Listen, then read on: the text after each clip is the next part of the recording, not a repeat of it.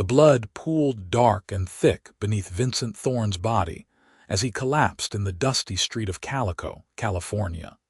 And every man who stood watching believed they were seeing a dead cowboy before the sun finished setting on that sweltering August afternoon in 1885. Vincent had taken a bullet to the gut during a dispute over cards, and the shooter had already fled town on a stolen horse while the crowd gathered around the fallen man, with expressions ranging from pity to grim satisfaction.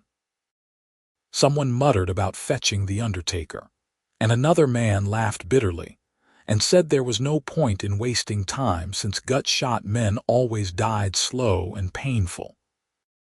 Vincent's consciousness flickered like a candle in the wind as he heard their voices discussing his imminent death, as though he were already a ghost, and somewhere in the fog of agony he wondered if they were right.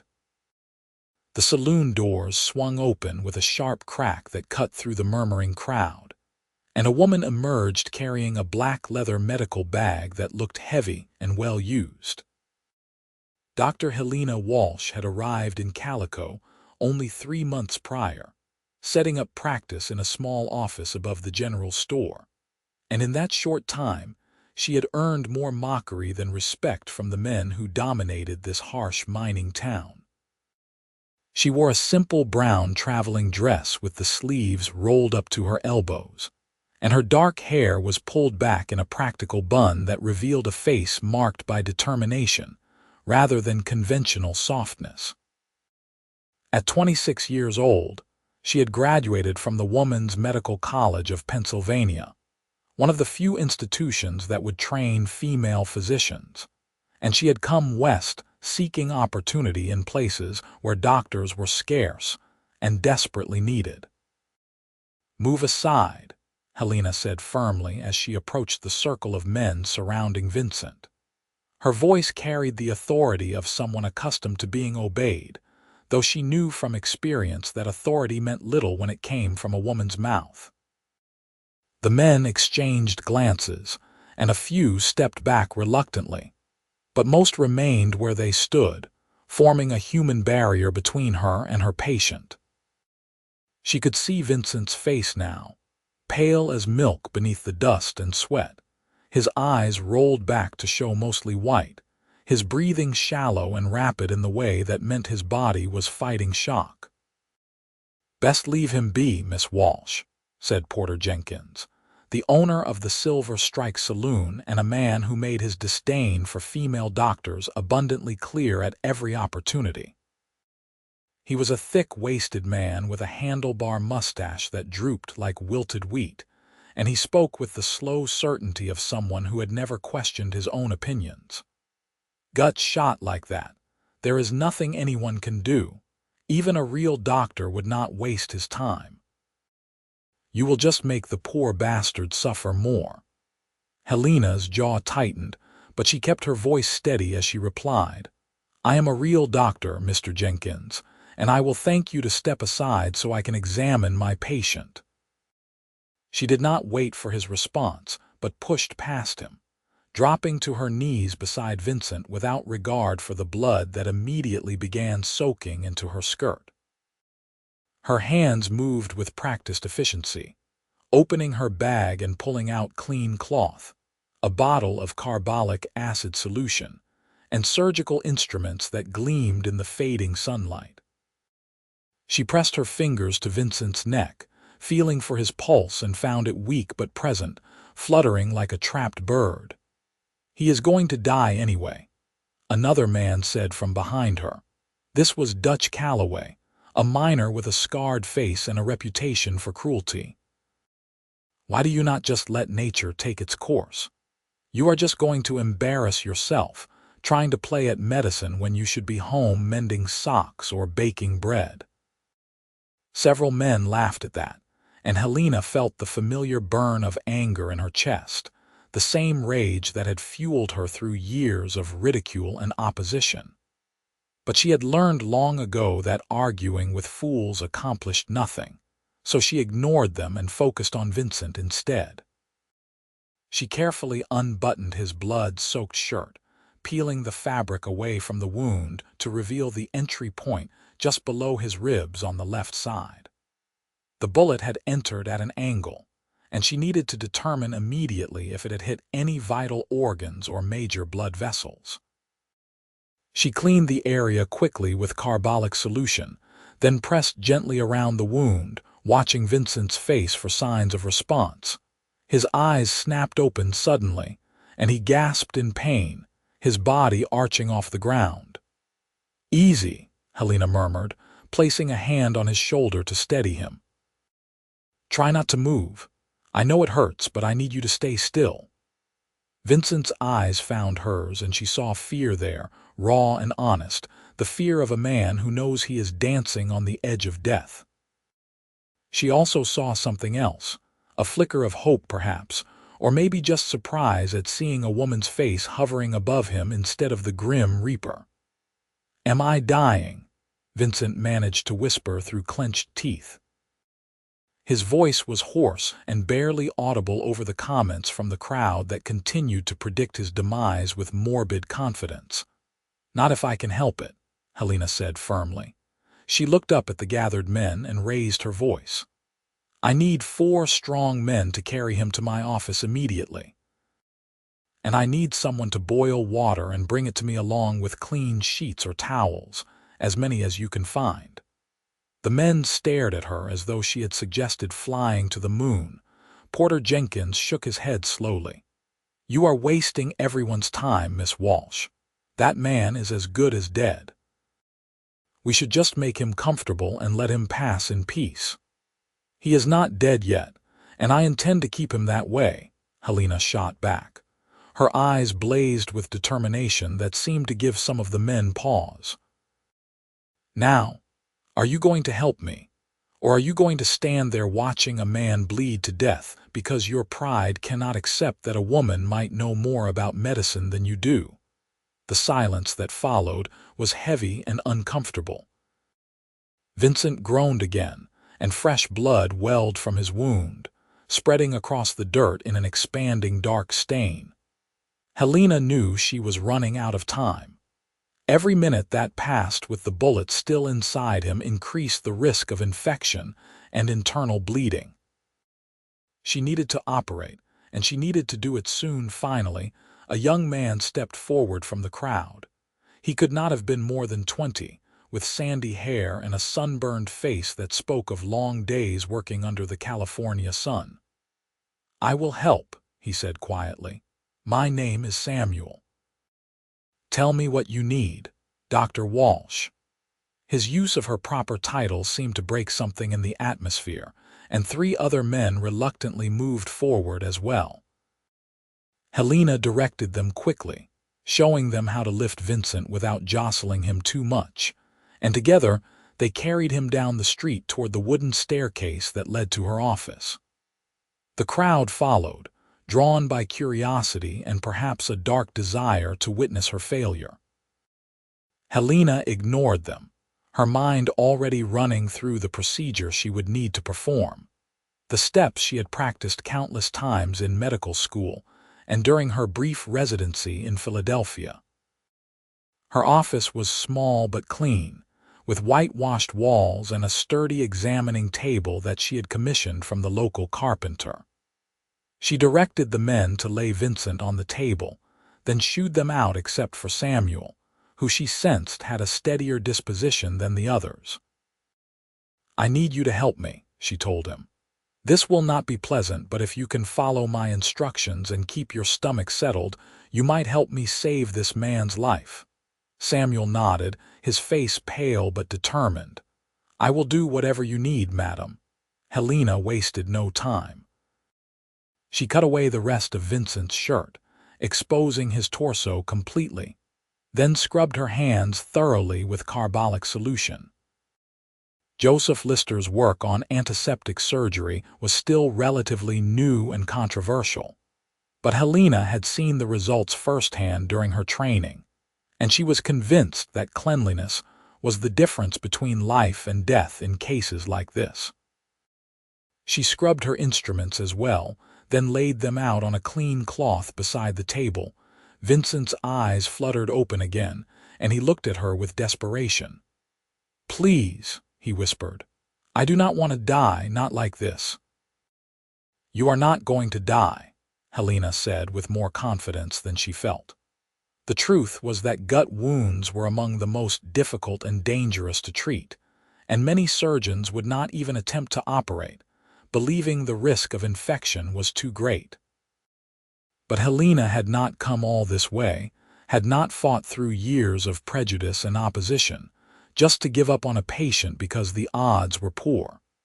She had chloroform in her medical kit, and she quickly prepared a cloth soaked with the anesthetic. "I am going to put you to sleep now," she told Vincent.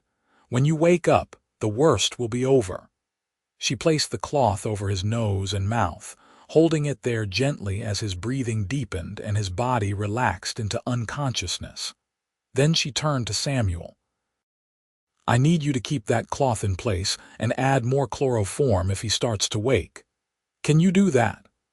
"Yes, madam," Samuel said, taking the bottle from her with shaking hands. Helena picked up her scalpel and took a deep breath to steady her own nerves. The room had grown quiet except for the sound of Vincent's slow, drug-induced breathing. She could hear the crowd outside, their voices carrying through the thin walls, still predicting doom and failure. "Let them talk," she thought. "Let them laugh. I will show them what a real doctor can do." She made her first incision, extending the bullet wound to give herself better access to the internal cavity. Blood welled immediately, and she used clean cloths to absorb it while she worked, her hands moving with careful precision. The bullet had indeed penetrated the abdominal cavity, and she could see damage to the intestinal tissue, but miraculously, it seemed to have missed the major blood vessels. She probed carefully with her fingers, feeling for the bullet, knowing that she had to remove it to prevent lead poisoning and further damage. Minutes stretched into an hour as Helena worked. Her back ached from bending over the table, and sweat dripped down her face despite the evening coolness that had begun to settle over Calico. Samuel proved to be an excellent assistant, following her instructions without question, and managing to keep his composure even when the surgery revealed particularly gruesome sights. Helena found the bullet lodged against Vincent's spinal muscles, and she extracted it carefully with forceps, dropping the misshapen piece of lead into a metal dish with a satisfying clink. "Got it," she murmured, allowing herself a moment of relief before continuing. The real work now was repairing the damage and cleaning everything thoroughly to prevent infection. She irrigated the wound cavity with carbolic solution, then carefully sutured the torn intestinal tissue with catgut thread. Her fingers moved with the delicate precision of an artist, each stitch placed exactly where it needed to be. Finally, she closed the outer wound with silk sutures, creating neat lines that would heal with minimal scarring if everything went well. By the time she finished, night had fallen completely, and the office was lit only by the oil lamps she had asked Samuel to light. She bandaged Vincent's abdomen with clean linen strips, wrapping them snugly to support the wound without constricting his breathing. His pulse was stronger now, steadier, and his color had improved slightly. She had done everything she could. The rest was up to his body's ability to heal and fight off infection. "Is he going to make it?" Samuel asked quietly. "I do not know," Helena admitted. She was too tired to lie. "The next few days will be critical. If infection sets in, there will be little I can do, but I have given him a fighting chance, which is more than he had lying in the street." Samuel nodded slowly. "That was incredible, Dr. Walsh. I have never seen anything like it. You just reached right in there and pulled that bullet out like it was nothing." Helena managed a tired smile. "It was not nothing, believe me, but thank you for your help, Samuel. I could not have done it without you." She paused, then asked, "Would you be willing to help me over the next few days?" I will need someone to sit with him while I rest, to watch for signs of fever or distress." "Of course," Samuel said immediately. "I would be honored." They took turns watching Vincent through that first long night. Helena dozed in her chair between checks, jerking awake every time Vincent moved or made a sound. She changed his bandages twice when blood seeped through, and she spooned water between his lips when he seemed close to consciousness. By morning, she was exhausted but cautiously optimistic. Vincent's fever remained low, and the wound showed no signs of the angry redness that would indicate infection. The townspeople began arriving shortly after dawn, drawn by curiosity about whether the gut-shot cowboy had survived the night. They clustered in the street outside her office, their voices carrying through the walls in a constant murmur of speculation. Helena heard snatches of conversation, some expressing surprise that Vincent still lived, others insisting he would surely be dead by noon. Porter Jenkins was among the loudest voices, declaring that even if Vincent survived the surgery, he would certainly die from infection or complications within a week. Helena gritted her teeth and ignored them, focusing on her patient. She had made beef broth early that morning, and when Vincent finally opened his eyes around mid-morning, she was ready with a spoonful. "Welcome back," she said softly. "How do you feel?" Vincent's eyes were cloudy with pain and confusion, but he managed to focus on her face. "Like I got shot," he rasped, and despite the circumstances, Helena found herself smiling at his dry humor. "That is because you did get shot," she replied. "But I removed the bullet, and if you follow my instructions carefully, you have a good chance of making a full recovery." Vincent tried to sit up, but the pain stopped him immediately and he fell back with a gasp. "Easy," Helena said, placing a hand on his shoulder. "You need to stay flat on your back for at least a week. No sudden movements, no trying to get up.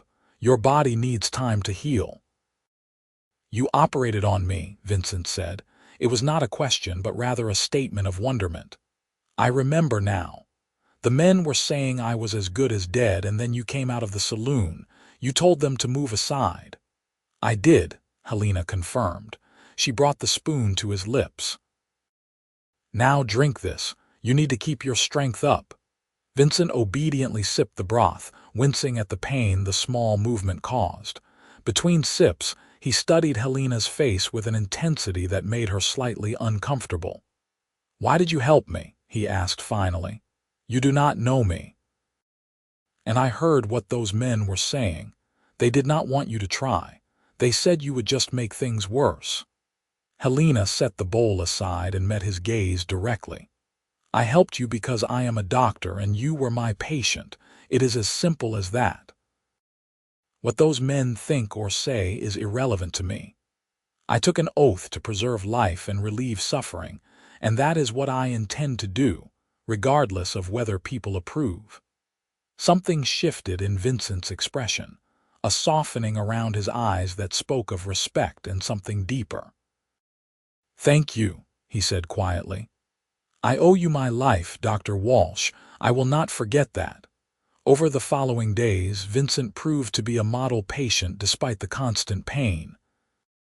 He followed Helena's instructions without complaint, lying still even when his muscles screamed for movement, drinking the bitter herbal teas she prepared to prevent infection, allowing her to change his bandages multiple times daily without protest. Helena found herself looking forward to these interactions more than she cared to admit. Vincent had a sharp wit and a way of telling stories that made her laugh despite her exhaustion, and there was a gentleness in him that contradicted his rough cowboy exterior. She learned that he was 28 years old, originally from Texas, and had come to California 5 years ago seeking fortune in the mines. He had not found much gold, but he had discovered a talent for breaking horses and had made a decent living working for various ranches in the area. The shooting had occurred because a drunk gambler accused him of cheating at cards, which Vincent swore he had not done. The gambler had pulled his gun before Vincent could even react, and the next thing he knew, he was lying in the street with his life draining away. "I thought that was it," Vincent told her one afternoon about 5 days after the surgery. "I genuinely believed I was dying, and all I could think was what a stupid, pointless way to go. Shot over a card game I was not even winning." He paused, his blue eyes fixed on her face. "And then you appeared, like some kind of angel. I remember thinking you had the most determined expression I had ever seen on anyone, man or woman, like you were prepared to argue with death itself." Helena felt heat rise in her cheeks, and she busied herself with adjusting his pillows to hide her reaction. "I am no angel," she said lightly, "just a stubborn woman with a medical degree." "That stubbornness saved my life," Vincent said seriously. "Those men would have left me to die in the street like a dog, but you fought for me when you had no reason to except that it was the right thing to do. That means something, Dr. Walsh. That means everything." Outside her office, the town's attitude had begun a slow, grudging shift. Word had spread that Vincent Thorne was not only alive, but recovering remarkably well, with no signs of the deadly infection everyone had predicted. People who had laughed at Helena's attempts to save him now found themselves forced to reconsider their assumptions about female doctors. Samuel had become something of an evangelist for her cause, telling anyone who would listen about the surgery he had witnessed and Helena's incredible skill with a scalpel. But not everyone was convinced. Porter Jenkins continued to dismiss Vincent's recovery as mere luck, insisting that any competent male doctor could have done the same. Dutch Calloway went further, spreading rumors that Helena had used witchcraft or unnatural means to heal Vincent, playing on the superstitions that still ran deep in frontier communities. A few women in town, wives of prominent businessmen, began a whisper campaign suggesting that it was improper for an unmarried woman to be alone with an unmarried man in her office for days on end, regardless of the medical circumstances. Helena heard these whispers and felt the old familiar frustration rising in her chest. It seemed that no matter what she accomplished, there would always be people determined to find fault, to diminish her achievements, to question her motives and methods. She had faced this throughout medical school, where professors had treated female students as curiosities at best and abominations at worst.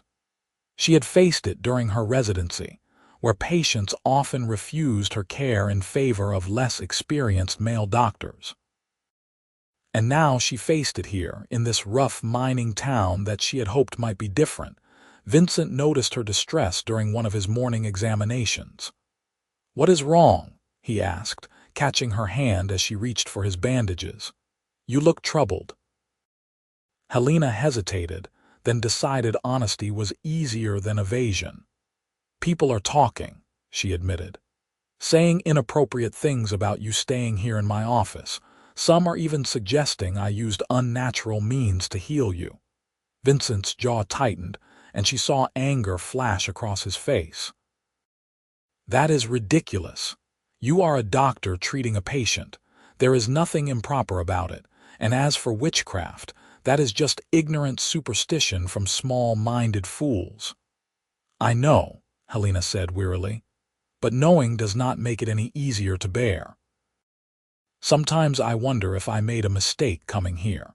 Maybe I should have stayed in Philadelphia where at least there were other female doctors, where I was not constantly fighting to prove my worth." "You did not make a mistake," Vincent said firmly. He was sitting up now, having progressed enough in his recovery to manage that much. "You saved my life, Dr. Walsh. That is worth something. That should be worth everything." He paused, and she saw determination settle over his features. "And I am going to make sure this town knows it." "Vincent, you do not have to do anything," Helena protested. "I am used to people doubting me. I will manage." Maybe you are used to it, but that does not make it right, Vincent said. His hand was still holding hers, warm and calloused and surprisingly gentle. You stood up for me when no one else would. Now it is my turn to stand up for you. 2 days later, Vincent insisted on getting out of bed despite Helena's protests. He was still weak and moving gingerly, but he was determined, and she finally relented when she saw that arguing would only make him more stubborn. She helped him into a clean shirt that Samuel had brought from Vincent's boarding house, and she supported him as he made his slow, painful way down the stairs to the street level. It was Sunday morning, and the town was gathering for the weekly community meeting that served as Calico's version of church and town hall combined. The meetings were held in the largest saloon, with chairs arranged in rows and the gambling tables pushed against the walls. Everyone attended, from the wealthiest mine owners to the poorest prospectors, and it was the one time each week when the entire community came together. Helena walked beside Vincent, her arm around his waist to support him, acutely aware of the stares they were attracting. Vincent moved slowly but steadily, his face pale but set with determination. They reached the saloon just as Porter Jenkins was calling the meeting to order, and the room fell silent as people turned to stare at the man who had been at death's door just 10 days earlier. Vincent released Helena's arm and stepped forward, standing as straight as his healing wound would allow. "I have something to say," he announced, his voice carrying clearly through the hushed room. "And I want everyone here to listen, because this is important." Porter Jenkins frowned. "Thorne, you should be resting. Whatever you have to say can wait until you have recovered." "No, it cannot wait," Vincent said firmly. "It needs to be said now while I am standing here alive, when by all rights I should be 6 feet under." He turned slowly, making eye contact with as many people as he could. 10 days ago, I took a bullet to the gut. I was lying in the street bleeding to death, and every man who stood around me said the same thing. They said I was finished. They said there was no point in trying to save me. They said even a real doctor would not waste his time. The room remained silent, but Helena could see people shifting uncomfortably. She wanted to stop Vincent, to spare him the effort of this speech, but she also sensed that he needed to do this, that something important was happening here that went beyond just defending her reputation. "And then Dr. Helena Walsh came out of that saloon," Vincent continued. "She had her medical bag in her hand, and she had a look on her face that said she was not about to let me die without a fight. She told you all to move aside. She told Porter Jenkins that she was a real doctor. And when you laughed at her, when you mocked her and said she was wasting her time, she ignored you and did her job anyway." Vincent's voice grew stronger as he spoke, the passion behind his words lending him energy. "She operated on me right there in her office upstairs. She cut me open, pulled a bullet out of my gut, and sewed me back together. She sat up all night making sure I did not die from infection. She has spent the last 10 days caring for me, feeding me, changing my bandages, dosing me with medicines that taste like horse piss but kept me alive. And through all of it, I could hear you people outside, still saying I was going to die, still insisting that she did not know what she was doing, still mocking her because she is a woman who dared to become a doctor." He paused, and Helena saw him wince as pain shot through his abdomen. She moved forward instinctively, but he held up a hand to stop her. "Well, I am not dead," he said flatly. "I am standing here in front of you, alive and healing, because Dr. Walsh has more skill and courage in her little finger than most of you have in your entire bodies. She is a real doctor.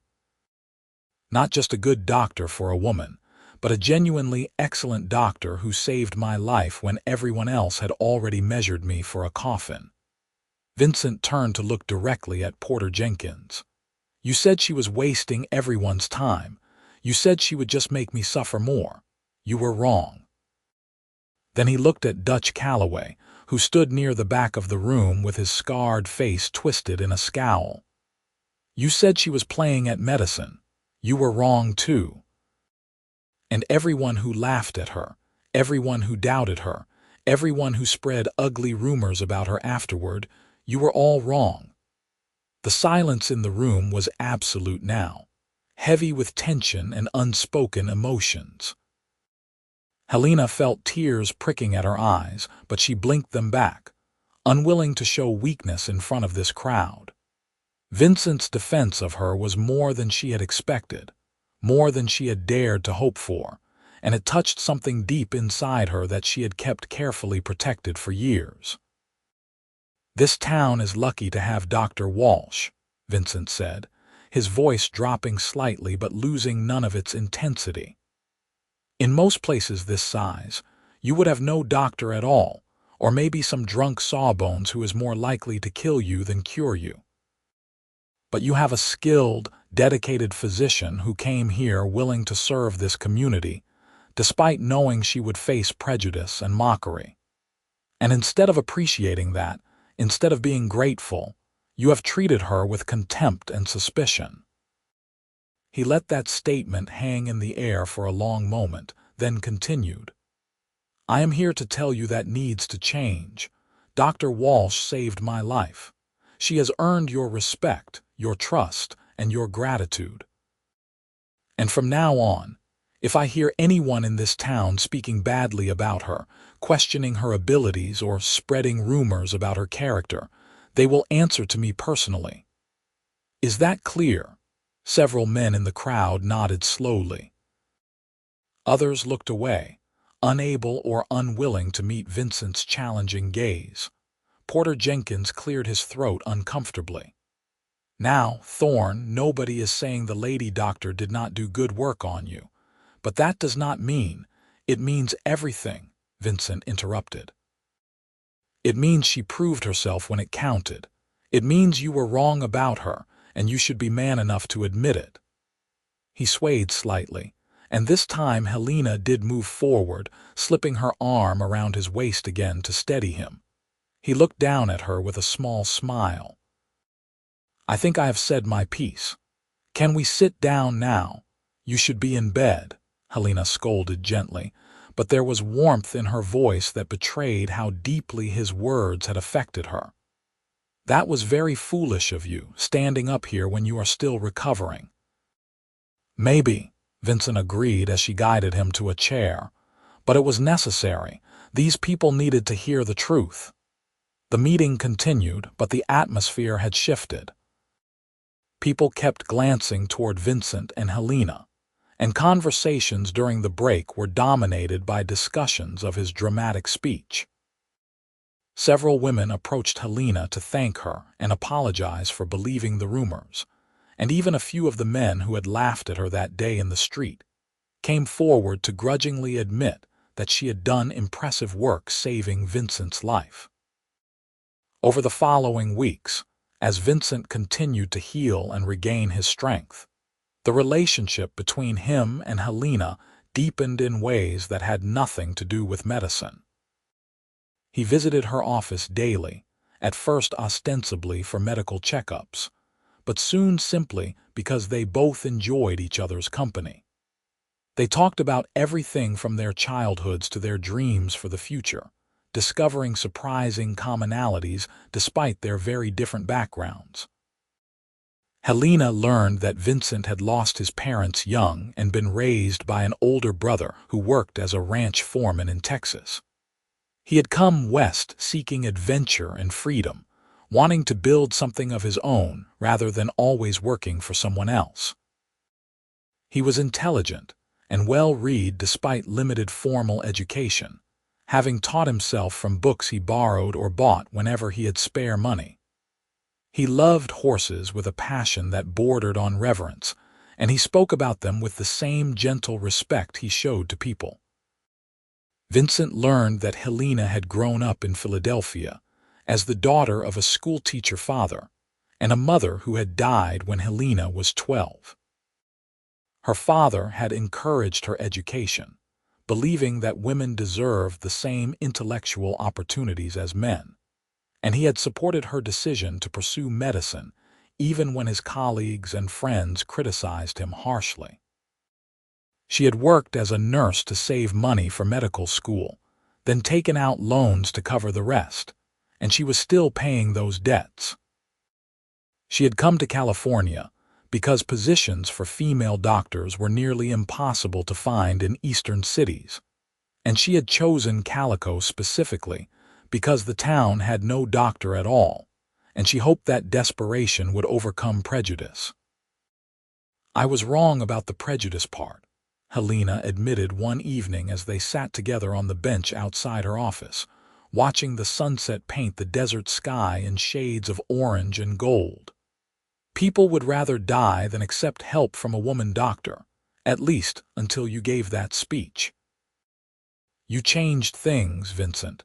I have had more patience in the last 2 weeks than I had in the previous 3 months combined." Vincent reached over and took her hand, a gesture that had become natural between them. "I just told the truth. You are the one who did all the real work." He hesitated, then added quietly, "I have been thinking about that day a lot, about what would have happened if you had not been there. I would have died in that street, Helena. There is no question about it, and it would have been a meaningless death, forgotten by everyone within a week. But you gave me a second chance. You gave me a future I thought was lost." Helena felt her heart beating faster at the intimacy in his voice, at the way he had started using her first name without the formal doctor title. She knew what was happening between them, had known for days now, but acknowledging it openly felt dangerous. "I was just doing my job," she said softly. "No," Vincent said firmly. He turned toward her, his blue eyes intense in the fading light. "You were being extraordinary. And I need you to know that I see that. I see you, Helena. Not as a curiosity or an oddity or a woman trying to do a man's job, but as the brilliant, courageous, remarkable person you are." The words hit Helena like a physical force, and she realized with sudden clarity that she had been waiting her entire adult life to hear someone say something like this. To see her for who she truly was, without the layers of prejudice and assumption that colored most people's perceptions. "Vincent," she whispered, and then found she had no words for what she was feeling. He seemed to understand anyway. He leaned forward slowly, giving her time to pull away if she wanted, and when she did not move, he kissed her gently. His lips were soft and warm, and the kiss carried all the tenderness and respect that had been building between them for weeks. Helena kissed him back, letting herself feel the joy and hope that she had suppressed for so long, allowing herself to believe that maybe, just maybe, she could have both her career and someone to love. They sat together as darkness fell over Calico, talking quietly about everything and nothing, making plans for a future that was still uncertain but suddenly full of possibility. Vincent told her about a piece of land he had been saving to buy, 20 acres with a stream running through it and good grazing for horses. He had almost enough money now, and he dreamed of building a ranch there, raising and training horses, creating something lasting. Helena told him about her hopes of expanding her practice, maybe eventually bringing in another doctor, so she would not be the only physician serving the entire region. She talked about her idea of starting a clinic specifically for women and children, who often went without medical care because they had no money or were too afraid to see a male doctor. "We could do both," Vincent said thoughtfully. "Your clinic and my ranch. They do not have to be separate dreams." Helena looked at him in surprise. "What do you mean?" "I mean that maybe we could build them together," Vincent said. His voice was careful, but there was hope underneath the caution. "The land I want to buy is only about 5 miles from here. Close enough that you could still see patients in town, but far enough to have privacy and space. We could build a house there, and a barn for the horses, and maybe a separate building for your clinic. Patients could come to you, and you would not have to rely on that cramped office above the general store. Vincent, are you asking me to marry you? Helena said, her heart pounding so hard she was sure he could hear it. Vincent smiled, and she saw nervousness mixed with determination in his expression. I suppose I am, though I am making a mess of it. I do not have a ring, and this bench is not exactly romantic, and I am still recovering from getting shot, which is not the most impressive condition for a proposal. But yes, Helena Walsh, I am asking you to marry me. I love you. I think I started falling in love with you that first day when you were fighting to save my life, and every day since then has just made me more certain that you are the woman I want to spend the rest of my life with. Helena felt tears spilling down her cheeks, but for once they were tears of joy rather than frustration or pain. I love you too, she said. And yes, I will marry you, even though you are right that this is a terrible proposal and you should definitely try again when you have a ring. Vincent laughed and pulled her close, kissing her again with more passion this time. And Helena thought that maybe the Wild West was not such a harsh place after all, at least not when you had someone to share it with. They were married 6 weeks later in a simple ceremony attended by most of Calico's population. Samuel served as Vincent's best man, and the carpenter's wife, a kind woman named Margaret who had become Helena's friend, stood as her maid of honor.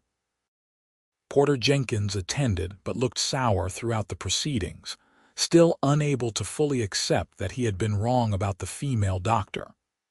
Dutch Calloway did not attend at all, but Helena considered that a blessing rather than an insult. The wedding was held outdoors on Vincent's newly purchased land, with the desert stretching out around them in all directions and the mountains visible in the distance.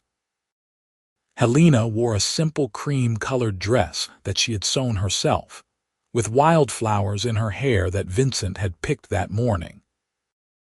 He wore his best clothes, a black suit that he had borrowed from Samuel's father, and he looked nervous and happy and so handsome that Helena's breath caught when she saw him standing under the makeshift arch that Samuel had constructed from branches and cloth.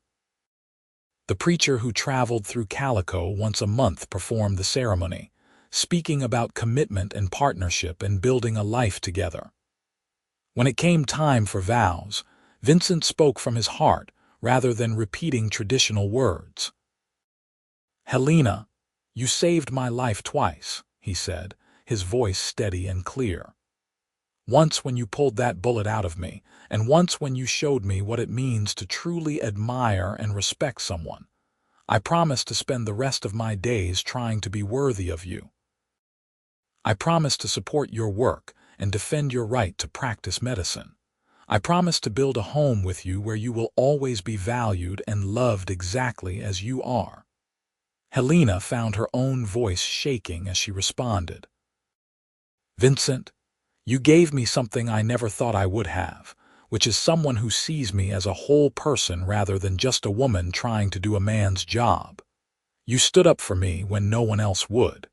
You proclaimed my worth to an entire town that wanted to dismiss me. I promise to love you with all my heart. I promise to be your partner in building the life we have both dreamed of. I promise to care for you in sickness and health, which as a doctor I take very seriously.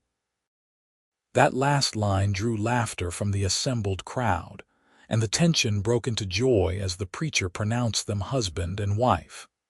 Vincent kissed her thoroughly, not caring about propriety or who was watching, and Helena kissed him back with equal enthusiasm.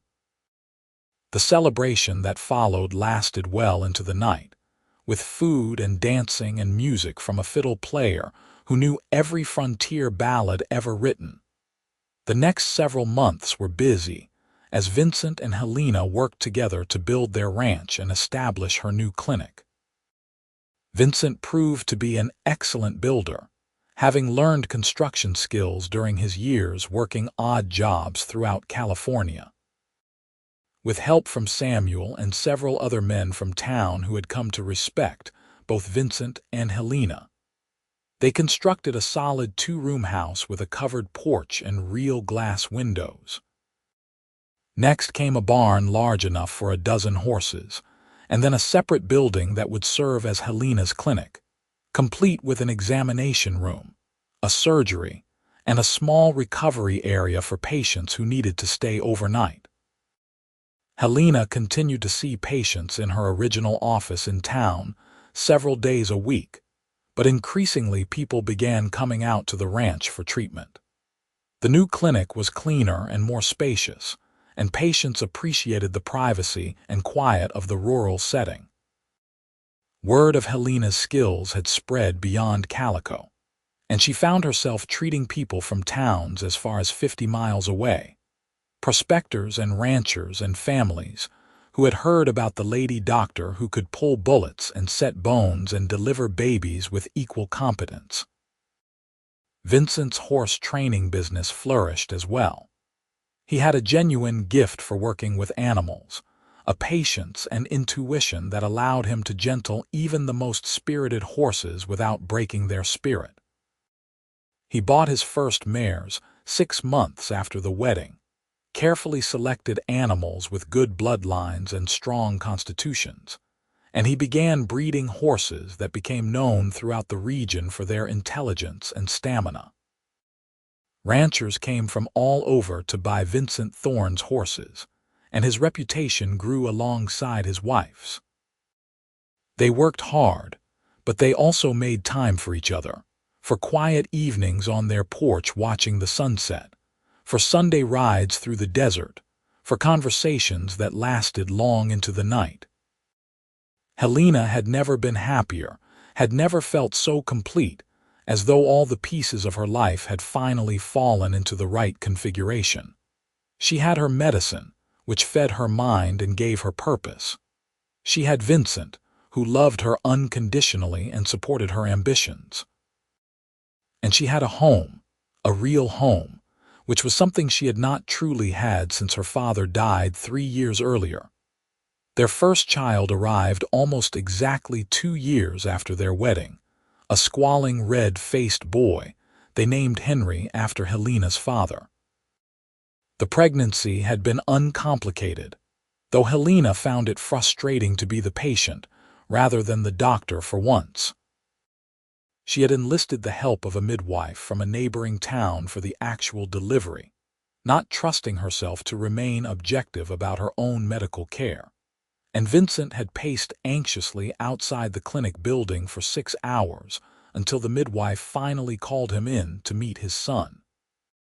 "He is perfect," Vincent whispered, cradling the tiny bundle with a gentleness that belied his rough cowboy hands. "Helena, we made a perfect little person." Helena, exhausted but elated, smiled up at him from the bed. "We did indeed. And now you know what it is like to feel completely helpless while someone you love is in pain. Welcome to my world," Vincent laughed shakily. "I have never been so terrified in my life, and I once had a horse fall on me. How do you do this regularly with other people's wives?" "Practice and professional detachment," Helena said. "Neither of which I will apparently have when it comes to our own children, so we are going to have to get very good at supporting each other through these moments." Little Henry grew into a healthy, energetic toddler with his father's blue eyes and his mother's determined temperament. He loved the horses and could often be found in the barn with Vincent, watching his father work with wide-eyed fascination. Helena balanced motherhood with her medical practice, sometimes bringing Henry with her to the clinic when Vincent was busy with the horses, and patients soon became accustomed to the sight of the lady doctor with a baby on her hip while she mixed medicines or reviewed patient notes. 3 years after Henry's birth, their daughter arrived. They named her Clara, after no one in particular, simply because Helena had always loved the name. Clara was a quieter baby than Henry had been, more contemplative. And as she grew, she showed an early interest in her mother's medical books and instruments. By the time she was 5 years old, she was already declaring her intention to become a doctor like her mama, which made Helena's heart swell with pride and hope that her daughter's path might be easier than her own had been. Calico changed over the years as well. The silver mines that had drawn people to the area began to play out, and the town's population declined as prospectors moved on to seek fortune elsewhere.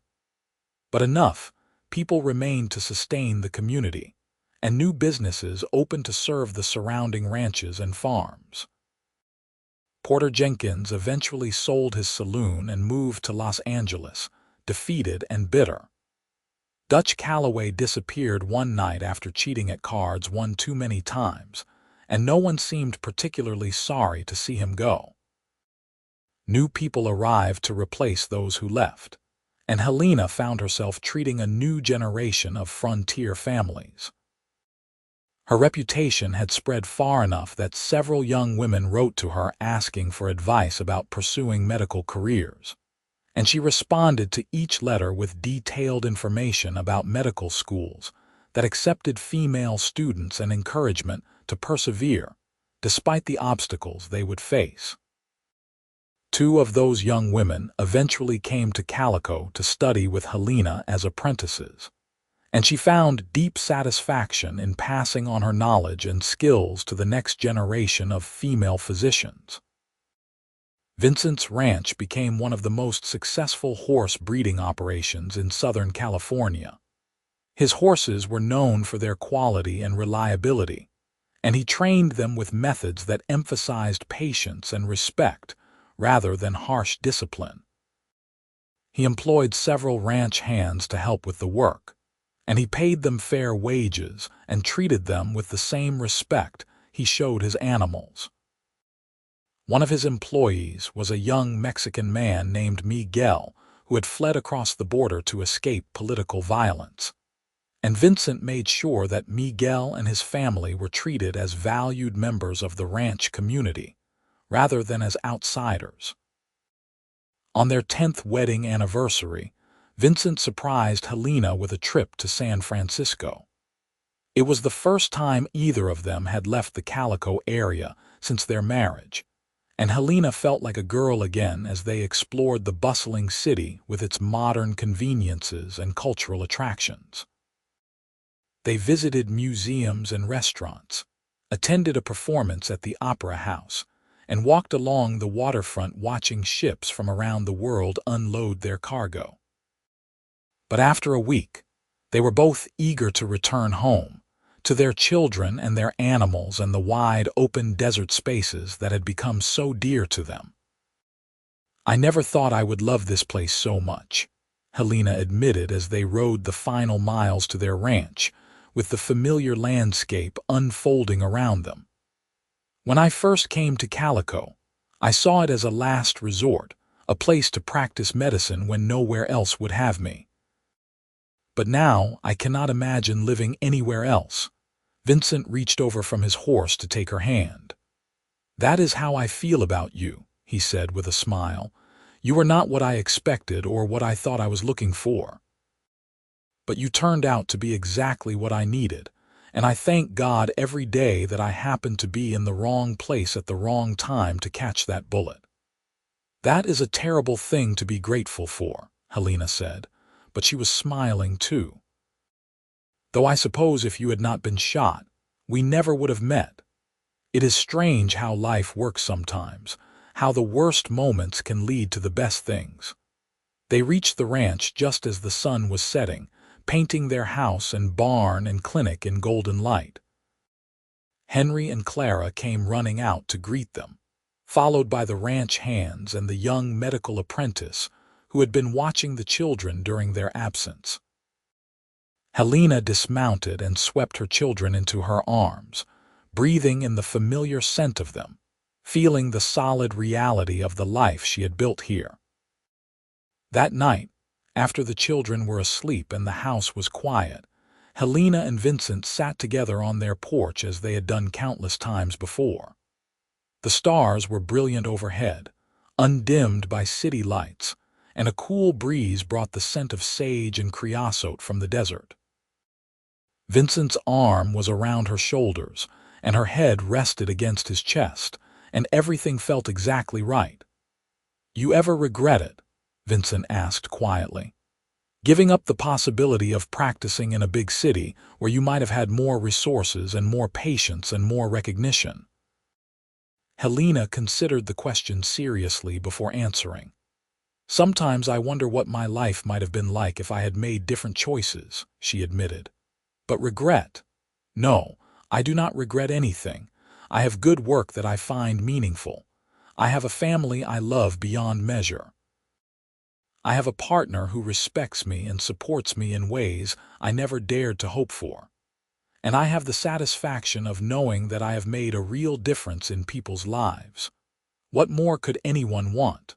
"What more indeed," Vincent murmured, pressing a kiss to the top of her head. They sat in comfortable silence for a while until Helena spoke again. "You remember what you said at our wedding?" she asked. "About me saving your life twice?" "Of course," Vincent said.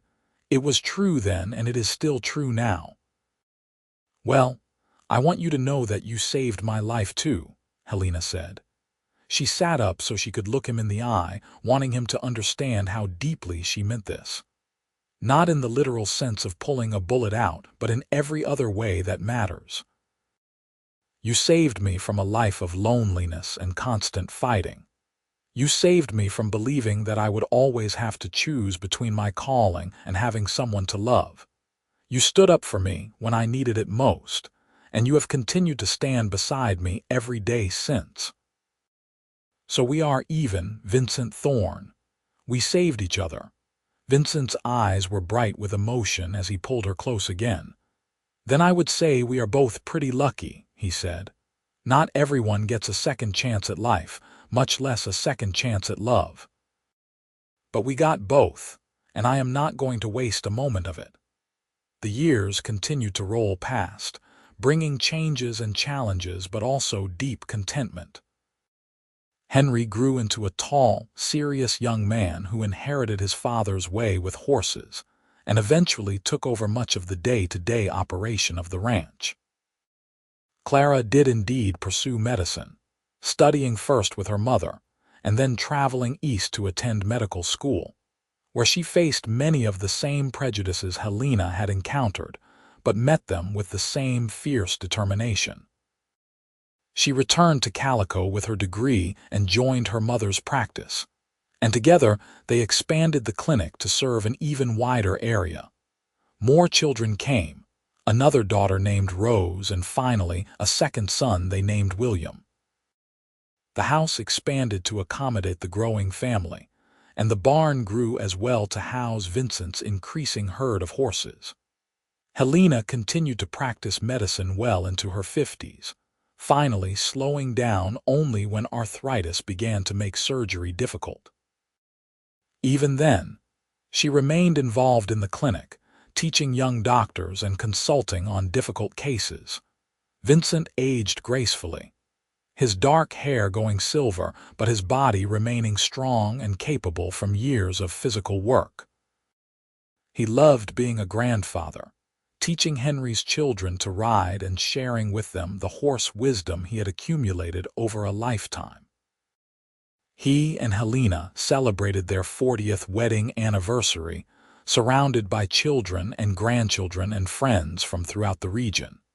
And when people toasted them and spoke of their remarkable partnership, Vincent always insisted on telling the story of how they met. "I was dying in the street," he would say, his voice still strong despite his years. "And every man watching me was ready to let me die because they did not believe a woman doctor could save me. But Helena Walsh did not care what they believed. She did what was right regardless of what anyone said. And then she married me, which was probably the craziest thing she ever did, but I am grateful for it every single day." Helena would roll her eyes at this telling, but she always smiled too, because it was true in all the ways that mattered.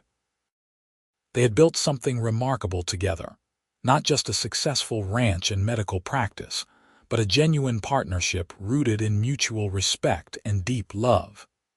They had proven that a woman could be an excellent doctor and a devoted wife and mother all at once.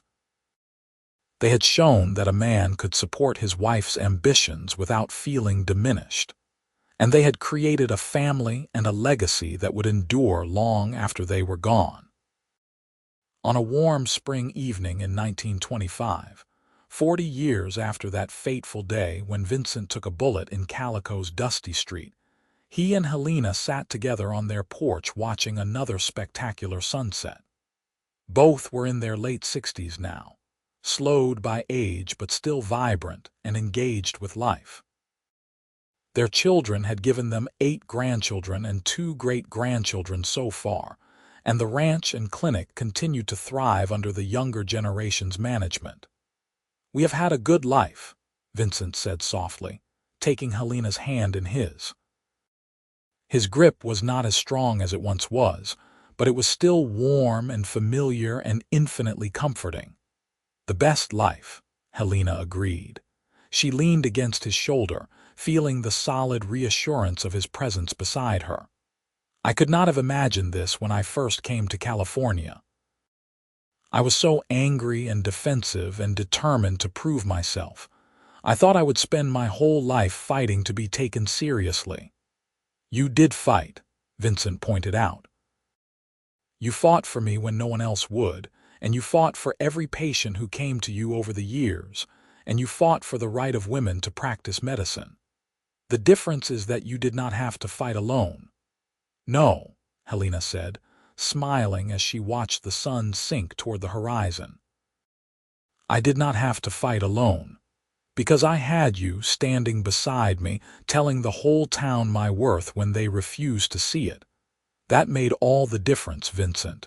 You made all the difference." They sat together as darkness fell, holding hands and remembering, grateful for every moment they had been given. The desert wind whispered through the sage, and somewhere in the barn a horse whinnied softly, and inside the house they could hear their grandchildren laughing at some shared joke. It was an ordinary evening in an extraordinary life, and Helena thought there was nothing more beautiful than that simple truth. Years later, when Helena finally passed peacefully in her sleep at the age of 73, Vincent followed her just 6 months afterward, his heart simply giving out as though it could not bear to keep beating without her. They were buried side by side on a hill overlooking their ranch, with a shared headstone that read, "Vincent and Helena Thorne, partners in life and love." The entire region mourned their passing, remembering the cowboy who had defended his wife's worth, and the doctor who had saved countless lives, despite every obstacle society placed in her path. Their children made sure the clinic remained open, honoring Helena's legacy by continuing to provide medical care to anyone who needed it regardless of their ability to pay. The ranch continued to produce fine horses, and Vincent's training methods became standard practice throughout the West. And in Calico, which had evolved from a rough mining camp into a proper town, people still told the story of the woman doctor who saved a dying cowboy's life, and how that cowboy had loved her so much that he made an entire community see her worth. It became a legend of sorts, passed down through generations, but those who had been there remembered the truth beneath the legend. They remembered Helena's fierce determination, and Vincent's passionate defense, and the genuine love that had bound them together through 4 decades of life in the Wild West. They remembered that sometimes the most important thing a person could do was stand up for someone else when the world was determined to tear them down.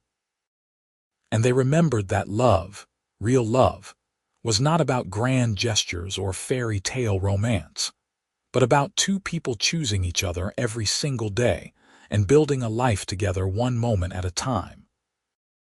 The ranch house still stood well into the 20th century, eventually becoming a small museum dedicated to preserving the history of frontier medicine and early female physicians. Visitors came from all over to see Helena's medical instruments and journals, and to hear the story of how she had defied convention to practice medicine in a time and place that did not welcome women doctors. They saw Vincent's letters to her, passionate declarations of love and respect that made even modern readers smile at the romance of it all. And they left understanding that the Old West had been shaped not just by gunfighters and cowboys, but by ordinary people who did extraordinary things simply because it was right. Henry, their eldest son, lived to be 92, long enough to see women doctors become commonplace and unremarkable, and he always said his only regret was that his mother had not lived to see the world finally catch up to her vision. Clara practiced medicine until she was 70, training dozens of young female doctors and never letting them forget that the path had been cleared by women like Helena Walsh, who refused to accept no for an answer. Rose became a teacher, carrying on her grandfather's belief in education, and William continued the horse breeding tradition his father had started. The clinic that Helena and Vincent built together served the community for more than a century, evolving and modernizing, but never losing sight of its founding principle that good medical care should be available to everyone. A plaque by the door commemorated its origins, telling the story in simple words that somehow captured the essence of what had happened there. Founded in 1887 by Dr. Helena Walsh Thorne and Vincent Thorne, built on the belief that skill matters more than gender and that every life is worth saving. In the end, that was what people remembered most about Helena and Vincent, not the drama of that first day or even the romance of their unlikely partnership, but rather the quiet revolutionary act of living their lives according to their own values, despite what society expected. They had shown that a woman could be both a skilled professional and a loving wife and mother. They had demonstrated that a man could support and celebrate his wife's achievements without feeling threatened. And they had proven that love built on mutual respect and shared purpose was the strongest foundation of all. Their story became part of the fabric of Calico's history, woven into the community's understanding of itself. When young girls said they wanted to become doctors, people pointed to Helena's example and said, "Yes, you can." When couples struggled to balance two careers or to respect each other's ambitions, older folks told them about Vincent and Helena and how they had made it work. And when anyone questioned whether one person could really make a difference, the answer was always the same. Look at what Helena Walsh did. Look at what Vincent Thorne did. Look at what they built together. That is what difference looks like. The Wild West that Helena and Vincent had known eventually faded into history, replaced by modern conveniences and changing social norms. But the lessons they taught endured. Stand up for what is right even when everyone else is laughing. Defend those who cannot defend themselves. Love without reservation or condition. Build something that will outlast you. These were not revolutionary ideas in themselves, but the way Helena and Vincent lived them out, with such courage and consistency and care, made them feel new and urgent and possible. And so their story lived on, retold and remembered, a testament to the idea that sometimes the most important thing we can do is see another person's worth when the rest of the world is blind to it. Vincent Thorne had looked at Helena Walsh and seen not a woman trying to do a man's job, but simply an excellent doctor who happened to be female. That recognition, that respect, had given Helena the support she needed to flourish. And Helena had looked at Vincent and seen not just a patient or even a grateful survivor, but a man of deep integrity who would stand beside her through everything life brought. Together, they had created something beautiful and lasting in the harsh landscape of the American frontier. They had loved each other fiercely and well. They had raised children who carried their values into the next generation. They had healed bodies and hearts and prejudices. And in doing so, they had shown that the Wild West was not just about conquest and violence and individual glory, but also about community and partnership, and the revolutionary act of recognizing another person's full humanity. Their grave on that hill overlooking the ranch became a quiet pilgrimage site for people who knew their story, a place to pause and reflect on what it means to truly see and value another person. The view from that spot was spectacular, stretching out across the desert to the mountains beyond, encompassing the land they had loved and worked and built upon. And if you stood there quietly in the evening when the light was just right, you could almost imagine them sitting on their porch together, holding hands and watching the sunset, still partners after all these years, still in love, still proving that the best stories are the ones built on truth and dedication, and the simple, profound act of choosing each other every single day.